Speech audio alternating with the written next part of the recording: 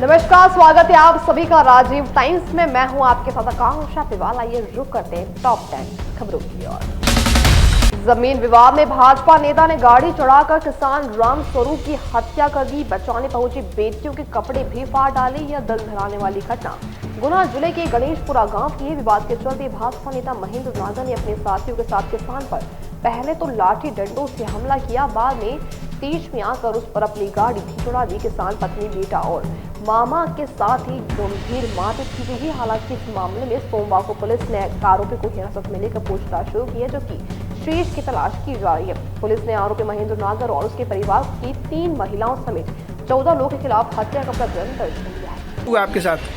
मैं पापा को बचाने जा रही थी तो वो मेरे ऊपर बैठ गए और मेरे साथ हाथापाई की। देखो मेरे कपड़े फाड़ दिए, पीछे भी फाड़ दिया। हाँ। मतलब मेरे झूम गए और फिर मुझे धक्का देके बाहर फेंक दिया उन्होंने। फिर मैं उनके पास गई तो उन्होंने गोली चलाई और फिर मुझे फेंक दिया। मेरे बालों को इतना ईंचा, ये कपड़े भी फेंक। गोली किसने चलाई? महेंद्र नागर ने, गणेशपुरा वाले। क्या विवाद है, क्या कारण है ये पापा और मम्मी खेत पे जा रहे थे तो ना वो महेंद्र और नवीन, हरीश, गौतम और देवेंद्र, ये सब ना उनके घर से बाहर निकले और पापा के ऊपर हमला करने लग गए। तो पहले तो ना हमने आवाज़ सुनी तो हम भी गए उनको बचाने और मम्मी ना पापा को बचाने के लिए गई तो उन्होंने पापा के ऊपर वो उनकी गाड़ी चढ़ा दी। फिर मैं गई तो ना उसने मुझे धक्का दे के बाहर फेंका। फिर ना गाड़ी चलाई? वो थार। अब कैसी कंडीशन है पापा की? पापा की बहुत गंभीर कंडीशन है। आपके थाना क्षेत्र में गणेशपुरा में क्या घटना हुई, थोड़ी जानकारी दें। गणेशपुरा में पुरानी रंजिश को लेकर मारपीट की घटना घटित हुई है, जिस पर से हमने मारपीट की धाराओं का अपराध पंजीबद्ध कर विवेचना में लिया गया है। जी। विवेचना में जैसे आगे विवेचना होगी वैसी कार्रवाई की जाएगी। कितने लोग घायल हुए सर इसमें? इसमें 4 लोग घायल हैं, एक गंभीर रूप से घायल है और 3 लोग और अन्य लोग घायल हैं। बताया जा रहा है महिलाओं को भी चोट आई। जी, चलो कितनी महिलाएं हैं? 2 लड़कियों को चोट आई। तो इसको का रेफर किया जा रहा है जो गंभीर घायल है उनको? नहीं, अभी संज्ञान नहीं है। अभी रेफर सर्टिफिकेट जैसे मिलता है मैं बताऊँ। ये खेत पे जा रहे थे, महेंद्र के दरवाजे के सामने होकर मेन रोड से तभी इनको रोक के और परसा, गंडासी लगभग 10 से 15 व्यक्तियों ने जानलेवा हमला किया। जानलेवा हमला करने के बाद रामस्वरूप के पूरे शरीर पे मारपीटे की, परसा से, गंडासी से, लौंगी से। उसके बाद जैसे ही इनके उसके रामस्वरूप के मामा के, उसकी मिसेज के, सभी के साथ हाथापाई की। रामस्वरूप की और रामकिशन की लड़कियां पीछे से आई तो महेंद्र ने रामकिशन की बच्ची को महेंद्र ने रामस्वरूप की बच्ची को पकड़ के बाद बरी उससे हाथापाई की और उसकी छाती पे बैठ गया। पास में फिर वो कृष्णा आई, कृष्णा पे लोकेश आया। लोकेश ने उसके साथ मारपीट की, बदतमीजी हाथापाई करके उसके पैर में चोट भी आई और हाथापाई। बदतमीजी किस किस के साथ की है? बदतमीजी तनिषा और कृष्णा के साथ। इनके कपड़े कैसे पटे? कपड़े पटे दिखाई दे रहे हैं। कपड़े महेंद्र ने हाथापाई करने पर तनिषा के पटे, लोकेश ने हाथापाई करने पर कृष्णा के पटे। तो ये बता रहे हैं कुछ वाहन भी चढ़ाया है। वाहन जितेंद्र ने थार गाड़ी चलाई। कहाँ चोट आई उनके? रामस्वरूप के पैरों पे, दोनों पैर टूट गए, दोनों हाथ कोहनियों के नीचे दोनों हाथ टूट गए। कितने बजे घटना है जी? करीबन 1:30 बजे की। पहले से कोई विवाद था? पहले से जमीनी विवाद चल रहा था 3 से 4 महीने से। तो रात कितने बजे घटना है आज? आज दिन के 1:30 बजे की घटना है। कहाँ की घटना है ये? गणेशपुरा ग्राम की। अभी आप शाम को लेके आए तो फिर क्या? अभी यहाँ पे उपचार कर रहे हैं और भोपाल रेफर करने के लिए बोल रहे हैं। यहाँ पे उसके रामस्वरूप बोल बंदे। रामस्वरूप की स्थिति क्या है? रामस्वरूप की स्थिति गंभीर है, बोल बंदे। उसके घटना उसके मारपीट करने के बाद से अभी तक बोल बंदे। देखिए, हम ये बात लगातार कहते हैं कि मध्य प्रदेश में जंगल राज पूर्ण रूप से छा चुका है। हर जिले में, हर जगह भाजपा के लोगों के नाम आ रहे हैं। भाजपा के लोग कहीं पेशाब करते हैं आदिवासी पे, और अब ये घटना जो गुना की आ रही है उसमें साफ साफ दिख रहा है कि भाजपा का कार्यकर्ता अपनी गाड़ी से कुचलकर एक की हत्या कर देता है। और लोग चुप बैठे हैं, सरकार चुप बैठी है, गृह विभाग चुप बैठा है। एक किसान की हत्या हो गई और सरकार कुछ नहीं कह रही है। ये प्रदेश पूरे तरीके से जंगल राज से घिर चुका है।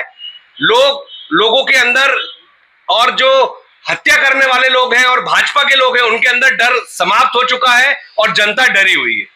देखिए, भारतीय जनता पार्टी सरकार में अपराध और अपराधियों के खिलाफ जीरो टॉलरेंस की नीति है और किसी भी तरह के मामले में बिना किसी भेदभाव के आरोपी के ऊपर कार्रवाई की जाती है। गुना में जिस तरह का मामला आया, सरकार द्वारा तत्परता के साथ कार्रवाई की गई, साथ ही पीड़ित पक्ष की सुरक्षा भी सुनिश्चित की गई है। ये कांग्रेस जैसी पार्टियां हैं जो इन विषयों पर राजनीति करती है। जब ग्वालियर में कांग्रेस का नेता अवैध शराब की फैक्ट्री चला रहा है तो उस मामले पे कांग्रेस के नेता क्यों नहीं बोलते हैं? हमारी पार्टी का स्पष्ट मत है, आरोपी किसी भी दल से जुड़ा हो उसके ऊपर सख्त कार्रवाई होगी और पीड़ितों को सुरक्षा देना हमारा दायित्व है।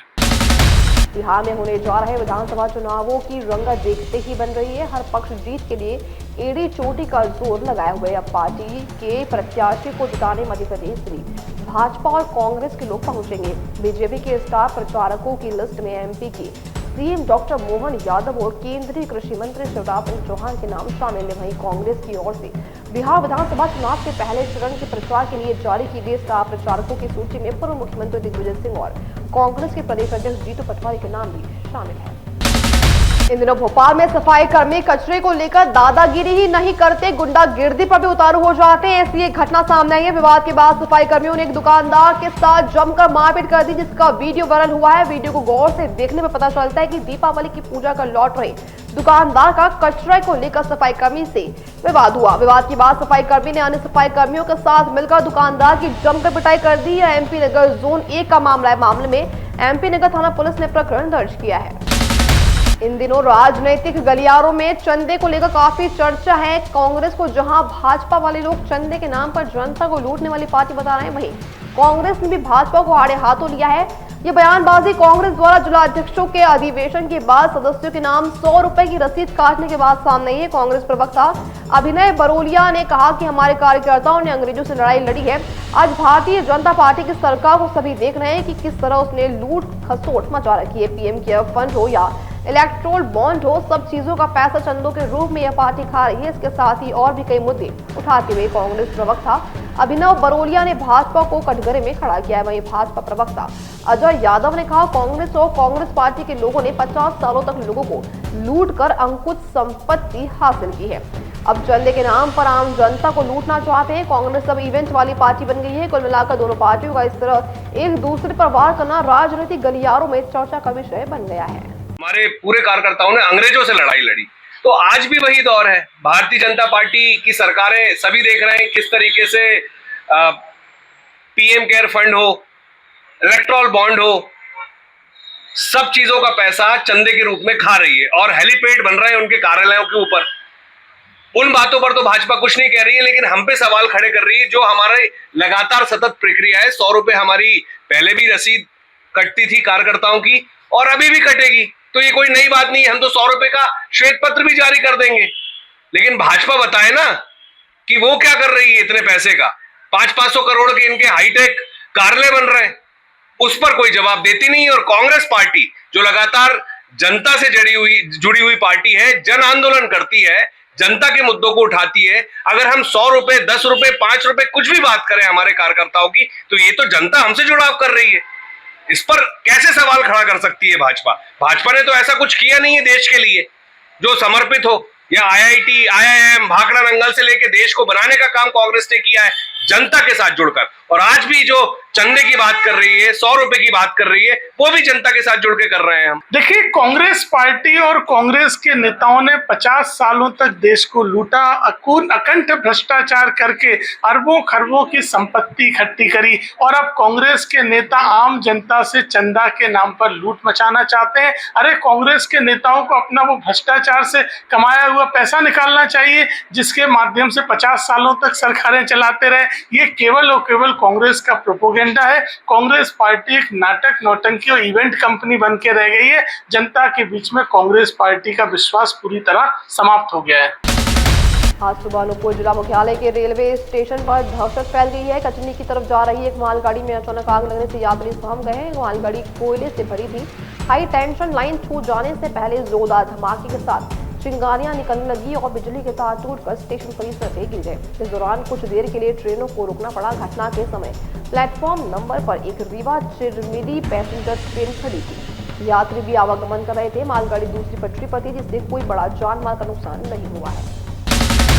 इस बार बेमौसम पूरे प्रदेश में भारी बारिश हो रही है। इसकी वजह से लोगों को काफी परेशानी का सामना करना पड़ रहा है। रविवार को मध्य प्रदेश के 20 जिलों में कहीं धीमी कहीं तेज बारिश हुई है। ग्वालियर, चंबल और उज्जैन संभाग के 8 जिलों में तेज बारिश का अलर्ट है।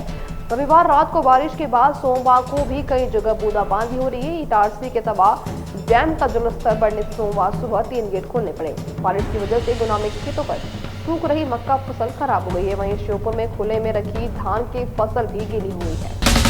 सूर्य उपासना के महापर्व छठ पूजा का आज सोमवार को तीसरा दिन है। आज डूबते सूरज को दूध और जल से अर्घ्य दिया जाएगा। बता दें कि प्रदेश की राजधानी भोपाल में 52 घाटों पर शाम के समय बड़ी संख्या में श्रद्धालु जुटेंगे। सूर्य अर्घ्य के साथ साथ छठ मैया के गीतों की गूंज पर बस ही लोगों का ध्यान खींचेगी। नगर निगम और प्रशासन ने घाटों पर साफ सफाई के साथ लाइटिंग और सुरक्षा व्यवस्था पूरी कर ली है। आज दिन भर व्रती महिलाएं छठ प्रसादी की तैयारी में जुटेंगी।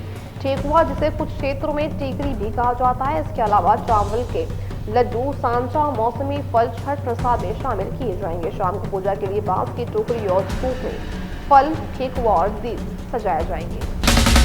उत्तर प्रदेश में आज मौसम साफ बना हुआ है, लेकिन बंगाल की खाड़ी में बन रहे गहन अवदाब के कारण आने वाले दिनों में मौसम में बड़ा बदलाव देखने को मिल सकता है। भारतीय मौसम विज्ञान के मुताबिक यह अवदाब 28 अक्टूबर तक प्रबल होकर एक गंभीर चक्रवाती तूफान का रूप ले सकता है, जो आंध्र प्रदेश तट को पार करने के बाद कमजोर पड़ जाएगा। इसका असर दक्षिणी और पूर्वी उत्तर प्रदेश पर आंशिक रूप से पड़ सकता है। मौसम विभाग के मुताबिक तापमान में उतार चढ़ाव भी संभव है। 4 से 5 दिनों में अधिकतम तापमान 2 से 4 डिग्री सेल्सियस की गिरावट दर्ज की जा सकती है, जबकि न्यूनतम तापमान में कोई बड़ा परिवर्तन नहीं होगा। हालांकि बंगाल की खाड़ी से आ रही नमी युक्त हवा के कारण इन दिनों उमस भरी हुई है। आज शाम 4 बजे उज्जैन में निकलने वाली सवारी में पहली बार मंदिर का बैंड भी शामिल होगा, जो मुख्य आकर्षण का केंद्र रहेगा। सवारी श्री महाकालेश्वर मंदिर से शुरू होकर गुदरी चौराहा, कहारवाड़ी होते हुए रामघाट पहुंचेगी। रामघाट पर मां शिप्रा के जल से पूजन अर्चन के बाद सवारी रामघाट से गुदरी बाजार पुनः होते हुए महाकाल मंदिर लौटेंगी। सवारी में पुलिस बैंड, महाकाल मंदिर का बैंड, घुड़सवार दल, सशस्त्र पुलिस बल के जवान और भजन मंडलियां शामिल होंगी। राजस्थान के चित्तौड़गढ़ स्थित प्रसिद्ध सांवलिया सेठ मंदिर में इस वर्ष चढ़ावे के लिए नया रिकॉर्ड बना है। वार्षिक दान की राशि 225 करोड़ रुपए से अधिक पहुंच गई है, जो मंदिर की बढ़ती लोकप्रियता और भक्तों की आस्था का प्रमाण है। पिछले 30 वर्षों में मंदिर में आए चढ़ावे में 340 गुना से अधिक वृद्धि दर्ज की गई है। 30 साल पहले यह राशि करीब 65 लाख रुपए थी। और फिलहाल के लिए टॉप 10 खबरों में इतना ही। अपने देश, अपने शहर की खबर सबसे पहले जानने के लिए देखते रहिए राजीव टाइम्स।